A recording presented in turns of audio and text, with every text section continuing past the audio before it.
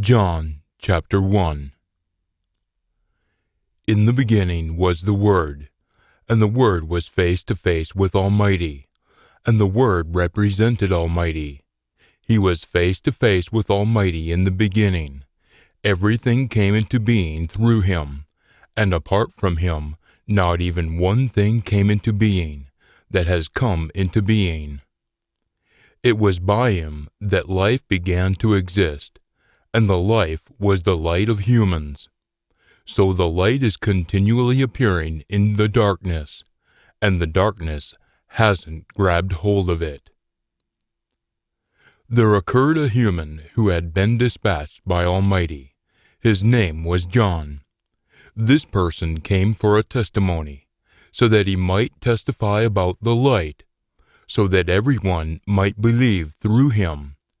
He wasn't the light, but he came so that he might testify about the light. The true light that came into the world is enlightening every human. He was in the world, and the world came into being through him, but the world didn't know him. He came to his own, and those who were his own didn't accept him. Yet whoever did accept him, to them he gave the right to become children, or ones born of Almighty. To those who were continually believing in his name, Jesus, who were born not from the bloods of parents, nor from what was wanted by the flesh, nor from what was wanted by man, but from Almighty.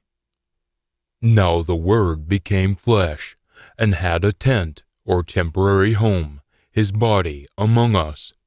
And we gazed at his esteem, an esteem like that of an only son born to his father. And he was full of favor and truth. John testified about him, and has yelled out, saying, "This was the one of whom I said, the one who is coming after me has come to be in front of me, for he was first before me." For from that which fills him we have all obtained, and favor upon favor. For the law was given through Moses, favor and truth have come through Jesus, the Anointed One. No one has ever seen Almighty. Rather, it was the only Almighty to be born, who is lying upon the Father's chest, who has described him. Now this is the testimony of John, when the Jews dispatched to him priests and Levites from Jerusalem to ask him, "Who are you?" Now he acknowledged and didn't deny it. He acknowledged, "I am not the Anointed One." So they asked him, "What then? Are you Eliah?" Then he said, "I am not." "Are you the prophet?" Deuteronomy 18, verses 15 and 18. Then he responded, "No." So then they said to him, "Who are you, so that we might give a response to those who sent us? What do you say about yourself?" He affirmed, "I am the voice of one crying out in the wasteland, 'You must straighten the road of the Master.'" Isaiah 40, verse 3. Just as the prophet Isaiah said, "You must straighten the road of the Master." Isaiah 40, verse 3. Just as the prophet Isaiah said. Now they had been dispatched from the Pharisees. Then they asked him, and said to him, "So then, why are you immersing, if you aren't the Anointed One, or Eliah, or the prophet?" John responded to them by saying, "I am immersing in water, yet among you one is already standing, whom you haven't noticed. There is one who is coming after me. The strap of his sandal I'm not worthy to release." These things occurred in Bethany, on the other side of the Jordan River, where John was immersing. On the next day he observed Jesus, Yahweh Savior, coming towards him, and said, "Notice the Lamb of Almighty, who is taking away the wrongdoing of the world. This is the one about whom I said, 'After me is coming a man, who has come to be in front of me, for he was first, before me. Now I hadn't noticed him, but so that he might be made apparent to Israel. For this reason I came immersing in water. Then John testified, saying, I have gazed at the Spirit descending like a dove out of heaven, and it stayed on him. Now I hadn't noticed him, but the one who sent me to immerse in water said to me, The one upon whom you notice the Spirit descending and staying on him, this is the one who is immersing in the pure Spirit. Now I have seen it, and have testified that this one is the Son of Almighty.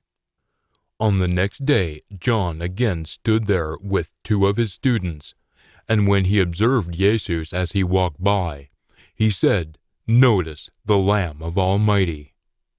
Now the 2 students heard him speaking, so they followed Jesus. Now when Jesus turned and gazed at them following, he said to them, What are you seeking? Yet they said to him, Rabbi, which after translation from Hebrew is called Teacher, where are you staying? He said to them, Come and you will see.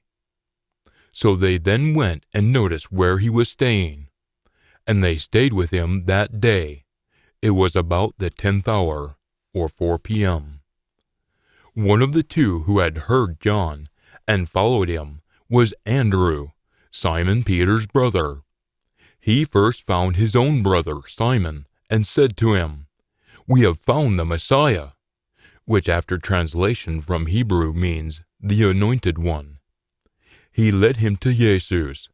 When Jesus looked at him, he said, You are Simon, son of John. You will be called Cephas, which translates from Hebrew as Peter, piece of rock. On the next day, Jesus wanted to go away into Galilee, so he found Philip and said to him, You must be continually following me. Now Philip was from Bethsaida, Andrew's and Peter's city. Philip found Nathanael, or Bartholomew, and said to him, We have found the one about whom Moses in the law and the prophets wrote, Jesus, Joseph's son from Nazareth. Then Nathanael said to him, Can anything good come out of Nazareth? Philip said to him, You must come and see. Jesus noticed Nathanael as he came towards him, and said about him, Notice, truly an Israelite, in whom there is no fraud. Nathanael said to him, From where do you know me? Jesus responded and said to him, Before Philip summoned you, while you were under the fig tree, I noticed you. Nathanael responded, Rabbi, teacher, you are the Son of Almighty. You are the King of Israel. Jesus responded and said to him, You are believing because I said to you that I noticed you underneath the fig tree? You will see greater things than these. Then he said to him, Truly, truly, I say to you, you will see heaven opened up, and Almighty's messengers ascending and descending upon the Son of Humanity. John chapter 2. Now on the 3rd day there occurred a wedding in Cana of Galilee, and Jesus' mother was there. Now Jesus and his students were also called or invited to the wedding. Then, when they were in need of wine, Jesus' mother said to him, They don't have any wine. Then Jesus said to her, What do you want with me, woman? My hour hasn't yet arrived. His mother said to the servants, Whatever he says to you, you must do. Now there were 6 stone water pots sitting there, that were used by the youths for cleansing, that contained 20 to 30 gallons apiece. Jesus said to them, You must fill the water pots to the brim with water. So they filled them up to the brim. Then he said to them, You must now draw some out and take it to the dining room's chief. Now they took it to him. Now when the dining room's chief tasted the water that had already become wine, and wasn't aware of where it was from, yet the servants who had drawn out the water were aware, the dining room's chief summoned the bridegroom, and said to him, "Every human places the ideal wine out first, then, when they are drunk, the inferior. You have kept the ideal wine even until now." This beginning of his signs Jesus did in Cana of Galilee, and made his esteem apparent, and his students believed in him. After he descended into Capernaum with his mother, his brothers and sisters, and his students, they stayed for just a few days. Now the Passover observance of the Jews was near, and Jesus went up to Jerusalem. Now in the sacred place he found those who were selling oxen, sheep, and doves, and the money changers sitting at their tables. So he made a whip out of ropes, and threw them all out of the sacred place, both the sheep and the oxen. Then he poured out the brokers' coins and overturned their tables. Then he said to those who were selling doves, "Take these away from this place. You must stop making my Father's house a house of merchandise." His students remembered that it has been written, "Enthusiasm for your house will devour me." Musical composition 69, verse 9. So the Jews then responded and said to him, "What sign are you going to show us, seeing that you are doing these things?"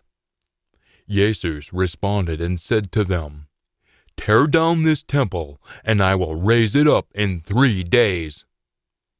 So the Jews then said, "It took 46 years to build this temple, and you would raise it up in 3 days?" Yet he was saying this about the temple of his body.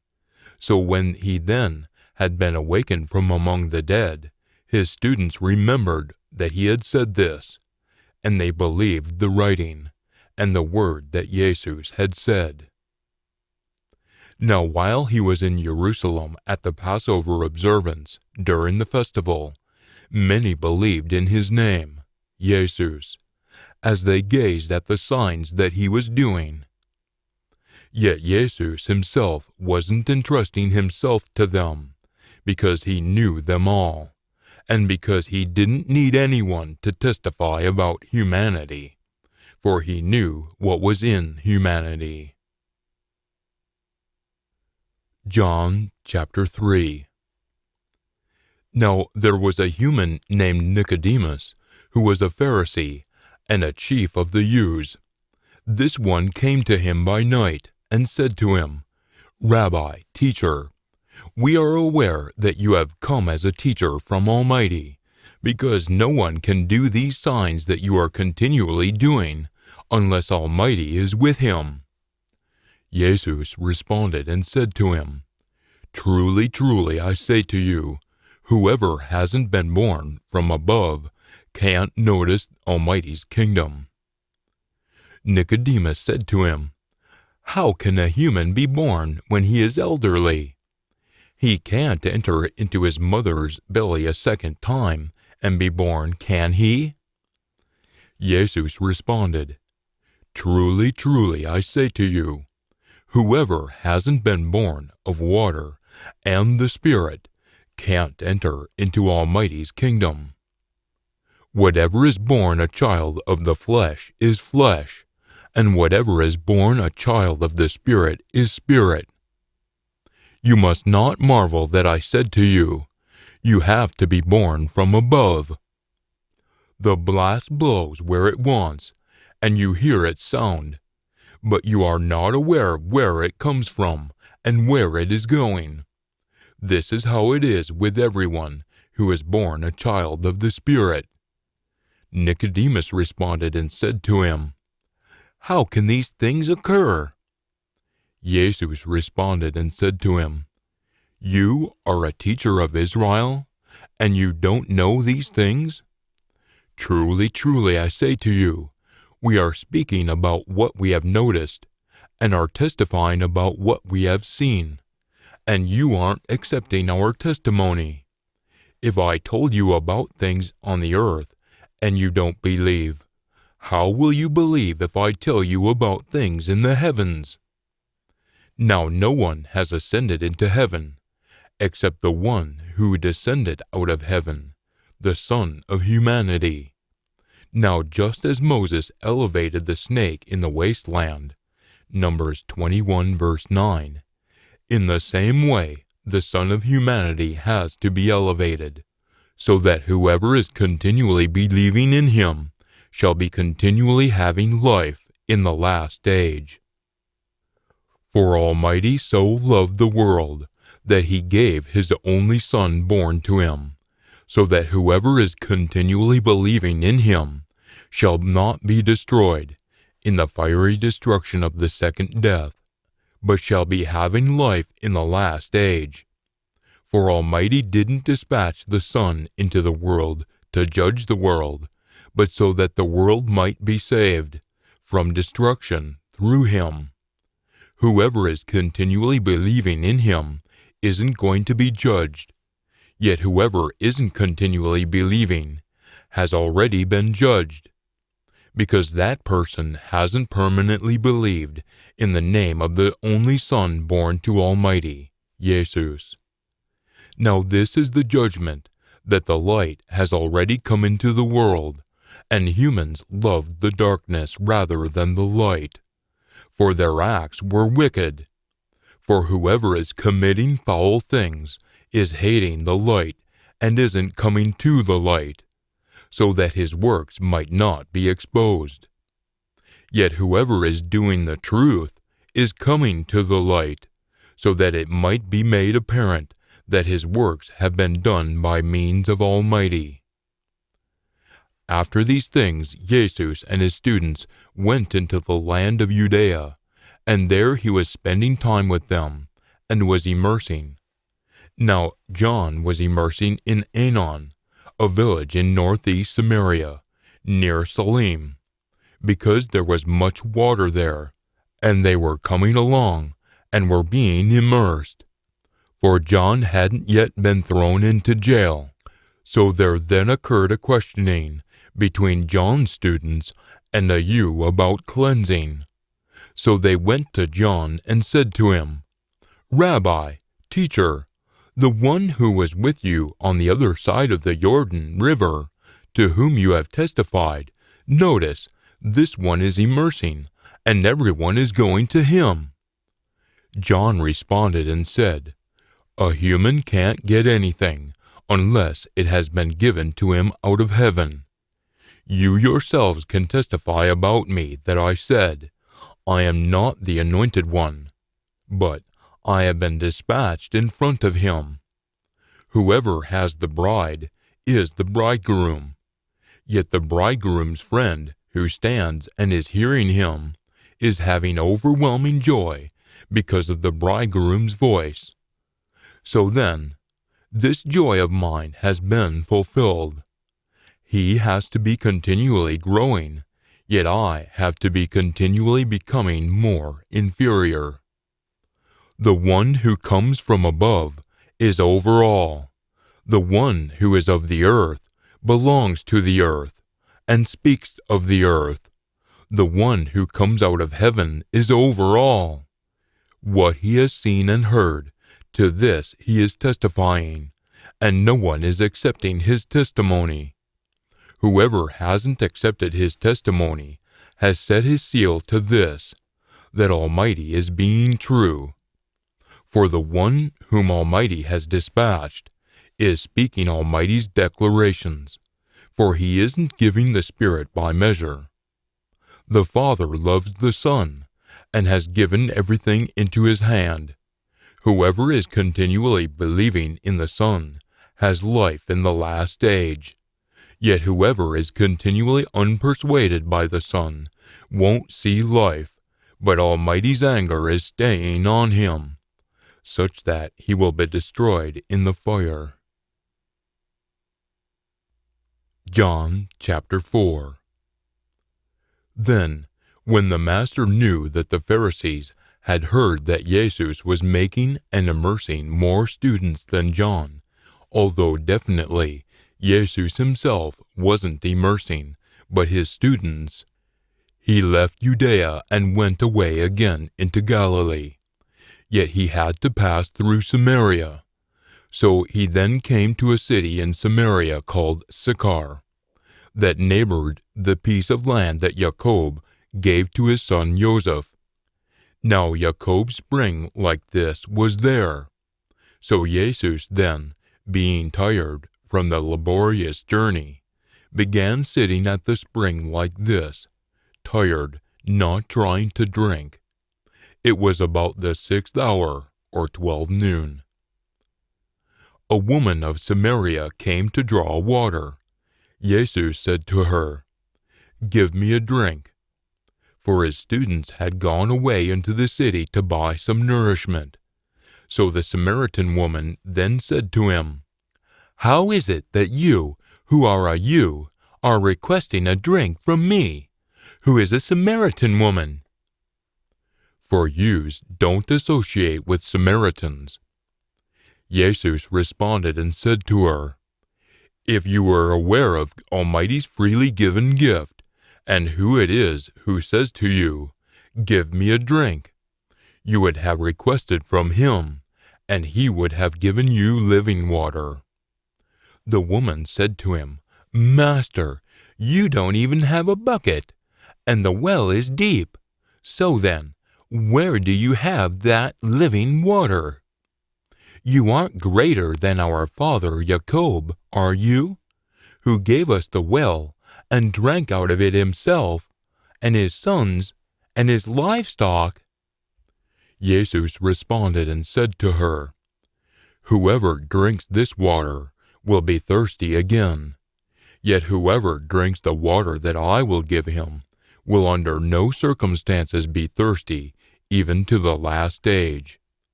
But the water that I will give him will become in him a spring of water that is leaping up into life in the last stage."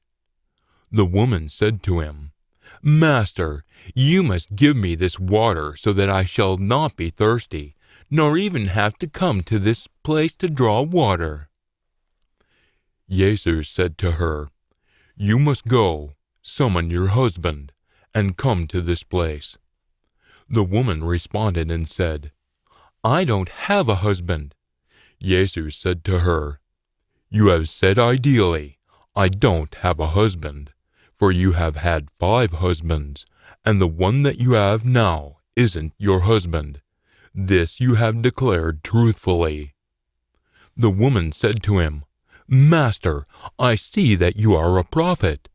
Our forefathers worshipped on this mountain, and you say that in Jerusalem is the place where a person has to worship." Jesus said to her, "You must be continually believing me, woman. An hour is going to come when neither on this mountain nor in Jerusalem will you worship the Father. You are continually worshiping that of which you are not aware. We are continually worshiping that of which we are aware. For salvation from destruction is going to come from among the Jews.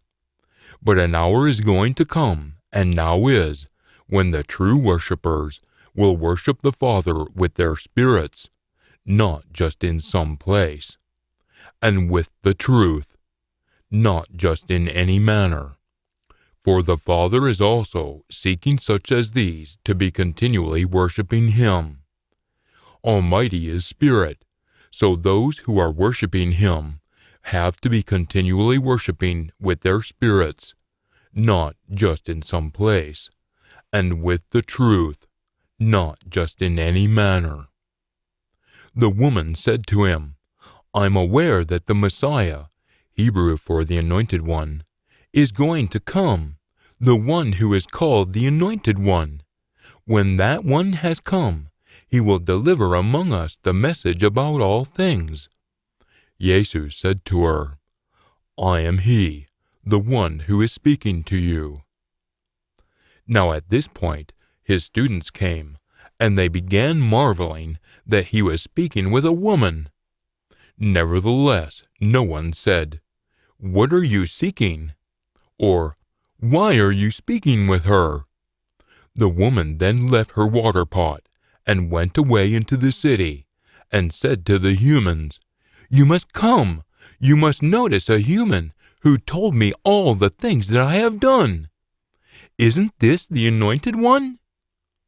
They went out of the city and were coming to him. In the meantime, the students asked him, saying, "Rabbi, teacher, you must eat." Yet he said to them, "I have food to eat of which you are not aware." Then the students kept saying to one another, "No one brought him anything to eat, did he?" Jesus said to them, "My food is to be doing what is wanted by the one who sent me, and to be completing his work. Don't you say that there are still 4 months after planting, and then comes the harvest? Notice, I say to you, you must lift up your eyes and gaze upon the countrysides, for they are white or ripe for the harvest. Already the harvester is getting wages, and is gathering fruit for life in the last age, so that both the seed planter and the harvester alike might rejoice. For in this case the saying is true, one is the seed planter, and another is the harvester. I dispatched you to harvest that for which you haven't labored. Others have labored, and you have entered into their labor." Now from that city many of the Samaritans believed in him, because of the word of the woman who testified, "He told me all the things that I have done." So when the Samaritans then came to him, they began asking him to stay with them. So he stayed there for 2 days. Then many more believed because of his word, and they began saying to the woman, "It is no longer because of your speech that we are believing, for we have heard him for ourselves, and we are aware that this one is truly the Savior of the world." Now after the 2 days he went out from that place into Galilee. For Jesus himself testified that a prophet has no honor in his own country. So when he then came into Galilee, the Galileans welcomed him, as they had seen everything he did in Jerusalem during the festival, for they too had gone to the festival. Then he went again to Cana of Galilee, where he had made the water into wine. Now there was a certain royal official, whose son was weak in Capernaum. When this person heard that Jesus was arriving in Galilee from Judea, he went away to him and began asking him to descend and heal his son, for he was about to die. So Jesus then said to him, "Unless you notice signs and miracles, simply under no circumstances shall you believe." The royal official said to him, "Master, you must descend before my little boy dies." Jesus said to him, "You must go, your son lives."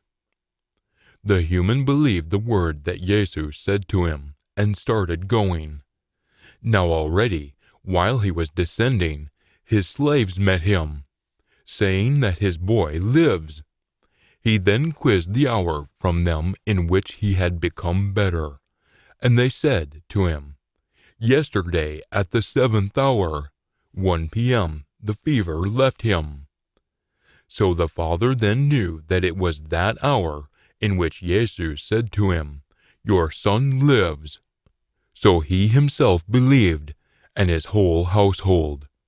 This is again a second sign that Jesus did, after he came out of Judea into Galilee. John chapter 5. After these things there was a festival of the Jews, and Jesus went up to Jerusalem.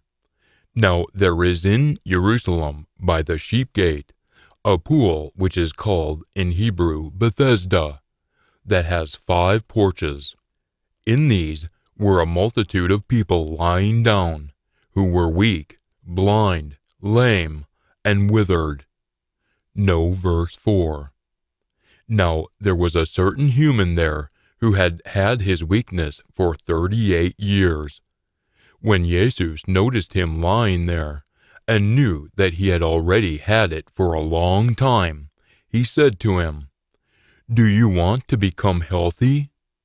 The weak person responded to him, "Master, I have no human to throw me into the pool when the water is disturbed. Now, while I am going there, another descends before me."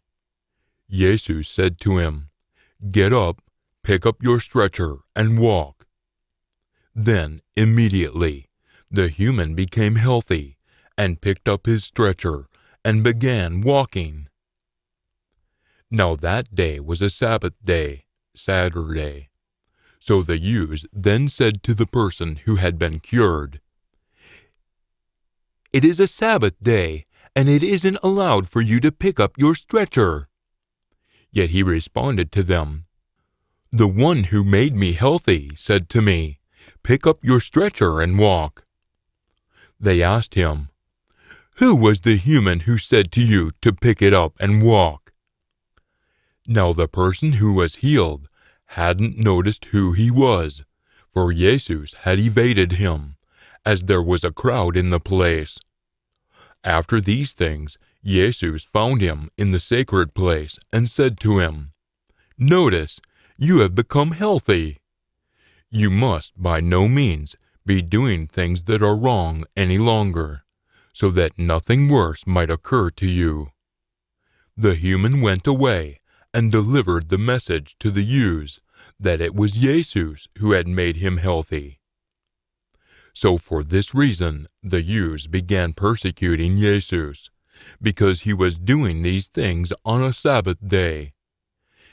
Yet he responded to them, "My Father is continually working even until now, and I myself am continually working." For this reason the Jews then began seeking even more to kill him, because he was not only annulling the Sabbath day, but was also saying that Almighty was his own Father, making himself equal to Almighty. Jesus then responded and was saying to them, "Truly, truly, I say to you, the Son can't do anything by himself if it isn't something that he is observing the Father doing. For whatever he is doing, these things the Son also is doing likewise. For the Father is fond of the Son, and is showing him everything that he is doing, and greater works than these will he show him, so that you might be marveling. For just as the Father is waking up the dead and bringing them to life before your eyes," Matthew 10 verse 8 and Luke 7 verse 22, "so too the Son is going to bring to life whomever he wants. For not even the Father is going to judge anyone, but he has given all judgment to the Son, so that everyone might be continually honoring the Son, just as they are honoring the Father. Whoever isn't continually honoring the Son isn't honoring the Father who sent him. Truly, truly, I say to you, whoever is continually hearing my word and continually believing in the one who sent me has life in the last age, and isn't going to come into judgment, but has already proceeded out of death and destruction into life. Truly, truly, I say to you, an hour is going to come, and now is, when the spiritually dead will hear the voice of the Son of Almighty, and those who have heard it will live in the last age.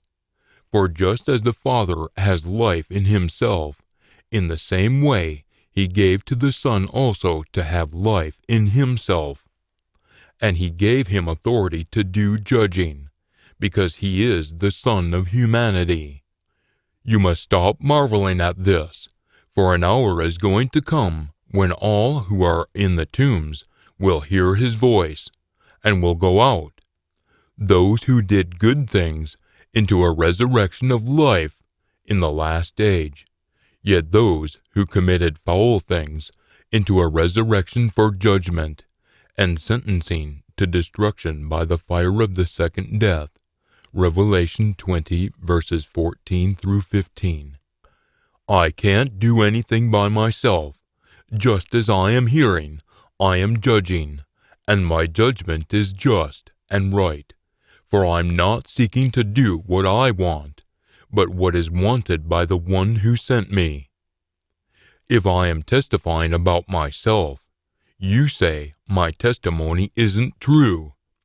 There is another, the Father, who is continually testifying about me, and I'm aware that the testimony that he is testifying about me is true. You have dispatched some to John, and he has testified to the truth. Yet I'm not accepting humanity's testimony, but I say these things so that you might be saved from destruction. He was a lamp that was burning and making things apparent, yet you wanted to celebrate for an hour in his light. Yet I have a greater testimony than John's, for the works that the Father has given to me to complete, these very works that I am continually doing, are testifying about me, that the Father has dispatched me. Now the Father who sent me has himself testified about me. You have never heard his voice, nor seen a noticeable form of him. And you don't have his word staying in you, because you don't believe the one whom he has dispatched. You are searching the writings, because you have the impression that in them you are going to have life in the last age, and those are the ones that are continually testifying about me. But you aren't willing to come to me, so that you might have life in the last age. I'm not accepting esteem from humans, but I know you, that you don't have the love for Almighty in yourselves. I have come in my Father's name, Jesus, but you don't accept me. If another comes in his own name, you will accept him. How can you believe as you accept esteem from one another, and don't seek the esteem that is from the only Almighty? You must not be having the impression that I will accuse you before the Father. The one who is going to accuse you is Moses, on whom you have put your hope. For if you were believing Moses, you would be believing me, for he wrote about me. Now if you don't believe his writings, how will you believe my declarations? John chapter 6. After these things, Jesus went away to the other side of the Sea of Galilee, Lake Gennesaret, which is the Sea of Tiberias. Now a great crowd was following him, because they were gazing at the signs that he was doing on the weak or sick people. Now Jesus went up onto the mountain, and began sitting there with his students. Now the Passover observance, the festival of the Jews, was near. So when Jesus then lifted up his eyes and gazed at a crowd that was coming towards him, he said to Philip, "From where should we buy biscuits, so that these might eat?" Now he was saying this to test him, for he was aware of what he was about to do. Philip responded to him, 200 number 80 Roman coins worth of biscuits isn't sufficient for them, so that each might get a bit. One of his students, Andrew, Simon Peter's brother, said to him, "There is a boy here who has 5 barley biscuits and 2 pieces of fish, but what good are these for so many?" Jesus said, "Make the humans lean back." Now there was much grass in that place, so they then leaned back, and the number of men was about 5,000, not counting the women and children. So Jesus then took the biscuits and after giving thanks, he distributed them to those who were lying back. Likewise, the pieces of fish too, as much as they wanted. Now when they were full, he said to his students, "You must gather the abundant fragments, so that nothing might perish." So they then gathered them, and loaded 12 large baskets with fragments from the 5 barley biscuits that were too abundant for those who had been fed. Then, when the humans noticed the sign that he had done, they began saying, "This truly is the prophet who has come into the world." Deuteronomy 18, verses 15 and 18. So then Jesus, knowing that they were about to come and seize him, to make him king, departed again onto the mountain by himself alone. Now when it became evening, 6 to 9 p.m., his students descended to the sea, Lake Gennesaret, and after they had stepped into a ship, they began going to the other side of the sea, lake, to Capernaum. Now it had already become dark, and Jesus hadn't yet come to them. Besides that, the sea kept getting up from the blowing of a great wind. So then, after they had already rowed about 25 or 30 stadium lengths, or about 3 miles, they gazed at Jesus walking on the sea, and coming nearer to the ship, and they were afraid. Yet he said to them, "It is I. Stop being afraid." So they were then wanting to take him into the ship, and immediately the ship came to the land to which they were going. On the next day, the crowd that stood on the other side of the sea, or lake, noticed that there had been no other boat there except one, and that Jesus didn't enter that ship together with his students, but that his students had gone away alone. Other boats from Tiberias came near the place where they ate the biscuits after the master had given thanks. So then, when the crowd noticed that Jesus wasn't there, nor his students, they stepped into the boats and went to Capernaum, Jesus' hometown, seeking Jesus. Now when they found him on the other side of the sea, or lake, they said to him, "Rabbi, teacher, when did you get here?" Jesus responded to them and said, "Truly, truly, I say to you, you seek me, not because you noticed signs, but because you ate the biscuits and were satisfied. You must not be continually working for the food that perishes, but for the food that is going to stay for life in the last age, which the Son of Humanity will give to you. For on this one the Father, even Almighty, has set his seal." So they then said to him, "What should we be doing, so that we might be working the works of Almighty?" Jesus responded and said to them, "This is the work of Almighty, that you continually believe in the one whom he has dispatched." So they then said to him, "So then, what sign are you going to do, so that we might notice it and believe you? What work are you going to do? Our forefathers ate the manna biscuit in the wasteland, just as it has been written, 'He gave them a biscuit out of heaven to eat.'" Exodus 16, verse 4.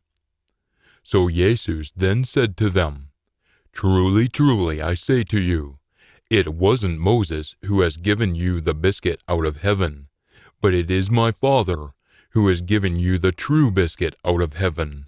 For the biscuit of Almighty is the one who is descending out of heaven and giving life in the last age to the world."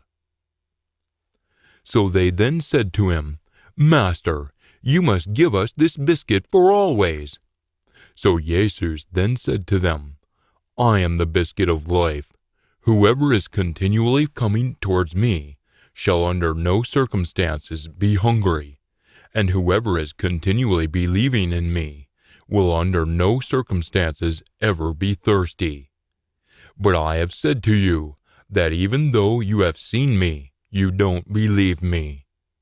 Everything that the Father is giving to me will arrive to me, and whoever is continually coming towards me, under no circumstances shall I throw him outside. For I have descended from heaven, not to be doing what I want, but what is wanted by the one who sent me. Now this is what is wanted by the one who sent me, that everything which he has given me, that I shall not lose it, but raise it up on the last day, the day of the last age. For this is what is wanted by my Father, that whoever is continually gazing at the Son, and continually believing in him, shall be having life in the last age. And I will raise him up on the last day, the day of the last age.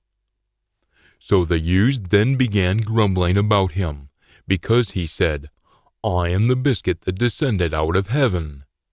Now they were saying, Isn't this Jesus, Joseph's son, with whose father and mother we are acquainted?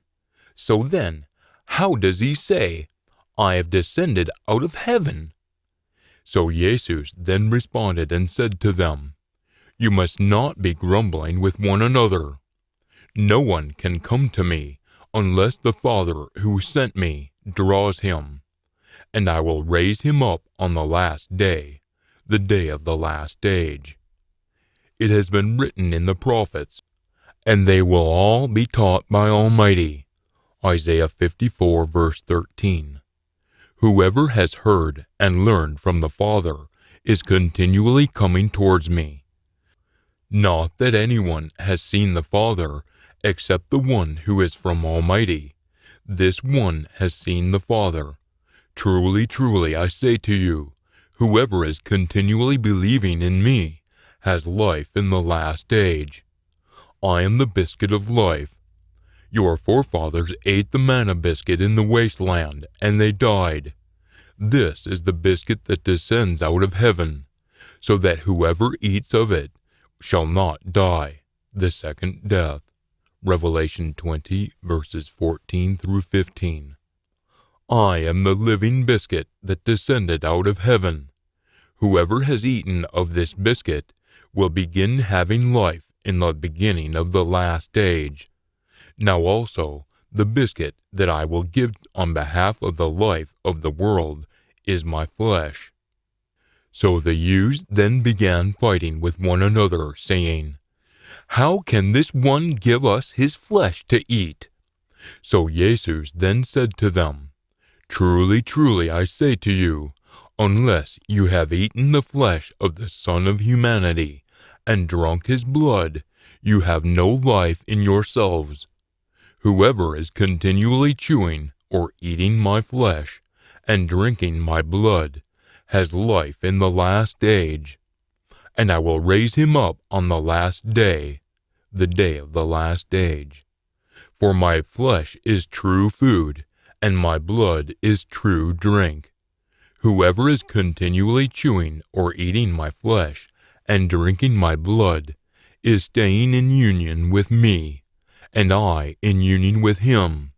Just as the living Father has dispatched me, I also am living because of the Father, and whoever is continually chewing or eating me will also have life in the last age, because of me. This is the biscuit that descended out of heaven, not such as your forefathers ate, and yet died. Whoever is continually chewing or eating this biscuit will begin having life in the beginning of the last age. These things he said while teaching in an assembly in Capernaum, his hometown. So then, when many of his students heard this, they said, This is a hard saying. Who can hear and understand it? Now Jesus was aware in himself that his students were grumbling about this. So he said to them, Does this trip you up? So then, what if you should gaze at the Son of Humanity ascending to where he formerly was? It is the Spirit that is giving life. The flesh isn't benefiting anything. The declarations about my flesh and blood that I have spoken to you are spiritual and are life. But there are some of you who don't believe. For Jesus had noticed from the beginning who they were who didn't believe. For Jesus had noticed from the beginning who they were who didn't believe, and who it was who would deliver him over. So he was saying, "For this reason I have declared to you that no one can come to me unless it has been granted to him by the Father." As a result of this, many of his students backed away and were no longer walking with him. So Jesus then said to the 12, "Don't you want to go away too?" Simon Peter responded to him, "Master, to whom would we go? You have the declarations for life in the last age. Now we have already begun believing and knowing that you are the pure one of Almighty." Jesus responded to them, "Didn't I choose you, the 12, and yet one of you is an adversary?" Now he was saying this about Judas, the son of Simon the Iscariot, for he was one of the 12, was about to deliver him over. John chapter 7. Now after these things Jesus was walking in Galilee, for he was unwilling to walk in Judea, because the Jews were seeking to kill him. Now the Jewish festival of the tents was near, so his brothers and sisters then said to him, "You must proceed from this place and go away into Judea, so that your students also will gaze at the works that you are doing. For no one does things in hiding when he is seeking publicity. If you're going to do these things, you must make yourself apparent to the world." For not even his brothers and sisters were believing in him. So Jesus then said to them, "My time period isn't as yet present, yet your time period is always ready. The world can't hate you, yet it does hate me, because I am continually testifying about it, that its acts are wicked. You must go up to the festival. I'm not presently going up to this festival, because my time period hasn't yet been fulfilled." Now after he had said these things to them, he stayed in Galilee. Yet when his brothers and sisters had gone up to the festival, he then also went up, not plainly, but as though in hiding. So the Jews then kept seeking him at the festival, and kept saying, "Where is he?" Now there was much grumbling about him among the crowds. Some kept saying, "He is a good person." Yet others kept saying, "No, rather he is leading the crowd astray." Nevertheless, no one was speaking with boldness about him, because of fear of the Jews. Now when it was already the middle of the festival, Jesus went up into the sacred place, and began teaching. So the Jews then began marveling, saying, "How has this one become acquainted with the writings, since he hasn't learned them from our Jewish teachers?" So Jesus then responded to them and said, "My teaching isn't mine, but from the one who sent me. Whoever wants to be doing what he wants will know about the teaching, whether it is from Almighty, or whether what I am speaking is from myself. Whoever is speaking from himself is seeking his own esteem. Yet whoever is seeking the esteem of the one who sent him, this one is true, and there is no injustice in him.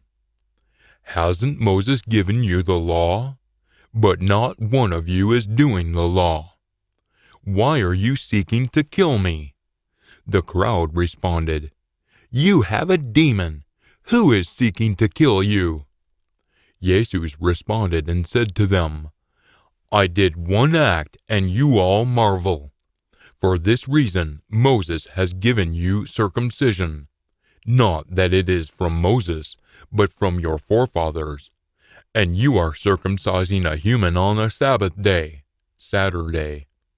If a human is getting circumcised, which makes only one part healthy, on a Sabbath day, so that the law of Moses might not be annulled, why am I raising your bile? Because I made a whole human healthy on a Sabbath day? You must be judging according to external features, but must be judging with just judgments." So then some of the people from Jerusalem were saying, "Isn't this the one whom they are seeking to kill?" Now notice, he is speaking with boldness, but they aren't saying anything to him. The chiefs haven't truly known at any time that this is the Anointed One, have they? But we are aware of where this person is from. Yet whenever the Anointed One might be coming, no one is going to know where he is from. So Jesus then yelled out in the sacred place, teaching and saying, "You are both acquainted with me and aware of where I am from. And I haven't come on my own, but the one who sent me is true, with whom you are not acquainted. I am acquainted with him, because I am from him, and that one dispatched me." So they then began seeking to arrest him, and no one put a hand on him, because his hour hadn't yet come. Now many of the crowd believed in him, and were saying, Whenever the Anointed One shall come, he won't do any more signs than what this person has done, will he?" The Pharisees heard the crowd grumbling these things about him, and the chief priests and the Pharisees dispatched assistants or deputies to arrest him. So Jesus then said, "I'm going to be with you for still a little while. Then I'm going away to the one who sent me. You will seek me, and you won't find me, and where I am, you can't come." So the Jews then said among themselves, "Where is he about to go, that we won't find him? He isn't about to go to those dispersed among the non-Jews and teach the non-Jews, is he? What is this word that he said? You will seek me, and you won't find me, and where I am, you can't come."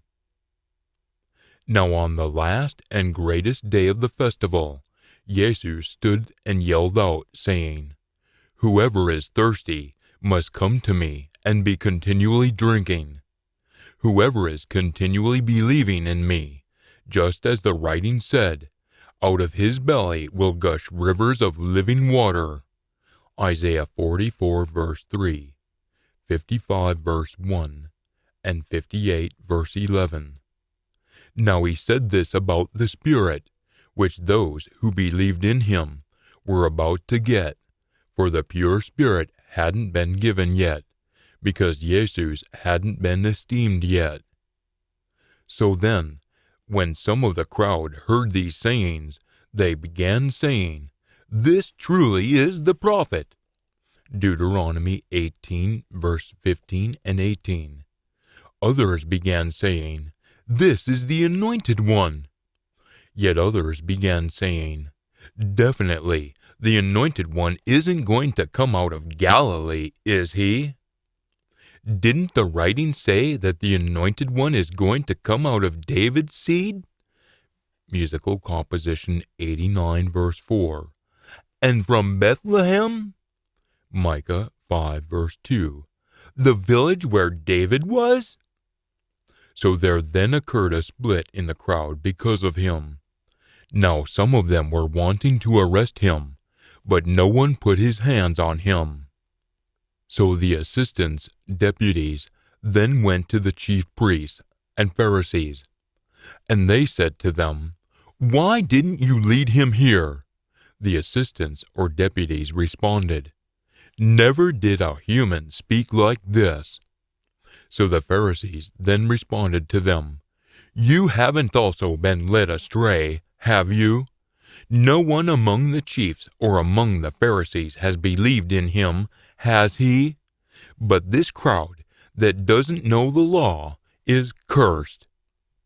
Nicodemus said to them, the one who had formerly come to him, being one of them, "Our law," Exodus 23 verse 1, "doesn't judge a human unless it first hears from him and knows what he is doing, does it?"